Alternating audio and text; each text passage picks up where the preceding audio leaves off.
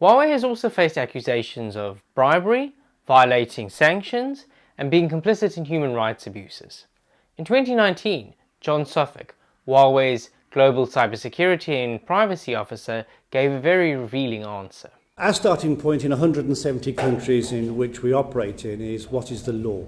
What does the law define as what is acceptable and unacceptable? And I think it's right for governments to determine, in essence, their objectives and enshrine that in law.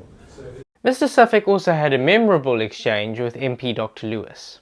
Do you have a view as to whether or not that Chinese one-party state is repressive of human rights? I don't have a view on that, no. You don't have a personal view on that? I don't have a personal view You're on a moral that. vacuum? I don't believe so, no. Michael McCarthy spoke of an incident in Algeria involving Huawei. Both Huawei and ZTE have been found guilty of money laundering and paying bribes to obtain business with Algeria Telecom. As a result of these activities, alleged to have occurred over a 3-year period, 3 Chinese company officials were sentenced in absentia to 10 years in jail, and Huawei and ZTE were banned from participating in public contracts in Algeria. A 2020 USCC report said that in Zambia, Huawei helped the government intercept the communications of bloggers running an opposition website, and said that in Uganda, Huawei helped the government intercept the communications of Bobi Wine, an opposition MP. Then there's the plight of the Uyghurs. Today, most of them, about 11 million, live in the Chinese province Xinjiang. And in recent years, China has started interning them. The UN estimates that the government is holding some 1 million Uyghurs and other ethnic minorities. Beyond these camps, the Chinese government has built a modern police state to surveil the Uyghurs. The world's most sophisticated surveillance technology is being implemented here with meticulous diligence. Among the hundreds of flashing lights suspended from the ceiling are rows of surveillance cameras, literally every 2 meters. I counted at least 40 just in a small room, watching over every conversation.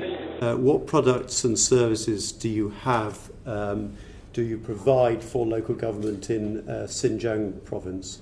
That's not actually one of our projects. That's done via a third party. Our contracts are with the third parties. It's not something we do directly. Huawei is intimately intertwined with Chinese policy towards the Uyghur. According to the Australian Strategic Policy Institute, Huawei works directly with the Chinese government Public Security Bureau in Xinjiang on a range of projects. We know that Huawei is collaborating with the Chinese government to build mass surveillance to target the Uyghur people. Professor Adrian Zenz, a German scholar who recently gave evidence to the independent Uyghur tribunal, said this: Huawei is directly implicated in Beijing's police state and related human rights violations in Xinjiang. It's lied to the public about this. In 2014, Huawei received an award from Xinjiang's Ministry of Public Security for its role in establishing city-wide surveillance systems.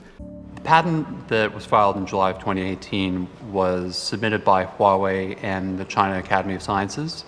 It describes a face recognition product that's capable of identifying people on the basis of their ethnicity and specifically if they're part of the Uyghur minority. What that shows is that Huawei worked directly with the Chinese government. Should we do business with a company that's complicit in human rights abuses? I think you should do business with all companies that stick to the law. Huawei is also seen as a national security threat. They continue to deal with Iran extensively without full public knowledge of how. They build the mobile network for Korea, North Korea, not South Korea. In September 2021, Huawei CFO Meng Wanzhou entered into a deferred prosecution agreement with US prosecutors. Officials said Meng's admissions confirm the crux of the government's allegations in the prosecution of this financial fraud, that Meng and her fellow Huawei employees engaged in a concerted effort to deceive global financial institutions, the US government, and the public about Huawei's activities in Iran.